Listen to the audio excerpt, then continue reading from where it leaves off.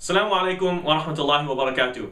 You know, a lot of times when we think about the question, why study Tajweed or why recite with Tajweed, a lot of times we focus on one argument, which is, like you can say a negative argument, which is, if you don't recite with Tajweed, then you could be sinning or you're reciting incorrectly and so on, which is a good argument. I mean, some people are at that level where the recitation could be problematic.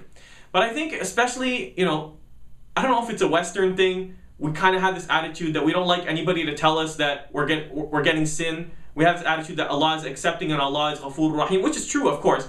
But it leaves us kind of in a comfortable middle zone where, my recitation's okay. I'm not making up stuff. I'm not switching words around, so it's fine. I don't need to do any better, and you know what? I'm okay.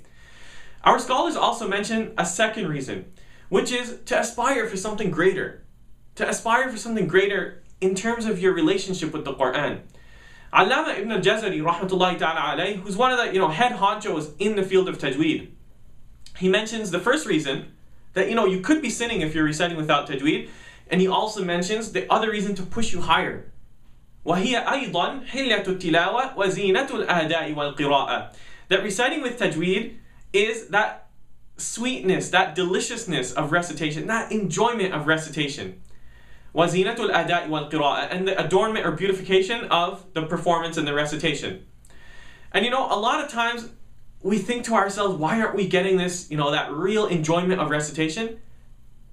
That's what Allama ibn al-Jazari mentions, rahmatullahi ta'ala alayh. It's that sweetness, that enjoyment, where you really get into the zone and you feel that beauty.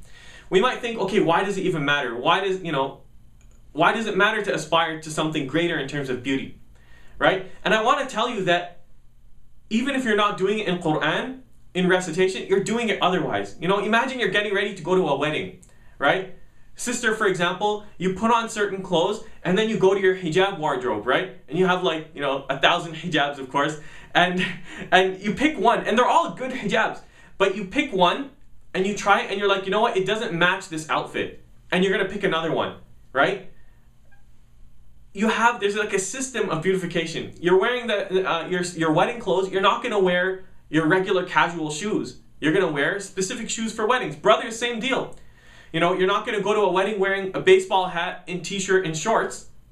You're going to wear your suit, maybe your tie, and then you're going to wear dress shoes. You're not going to wear basketball shoes with your suit and tie, right? So there's a code of beautification, right? And when we, on a daily basis, we fix ourselves to these codes of beautification. Tajweed is the code of beautification in recitation.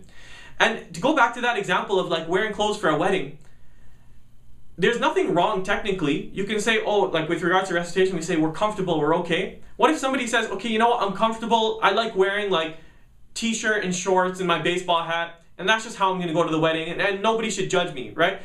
We don't think that way. If somebody does that, that would be considered disrespectful to the host. That you didn't conform to that kind of system of beautification that's accepted, right? You're just walking into the wedding wearing that. It doesn't make sense.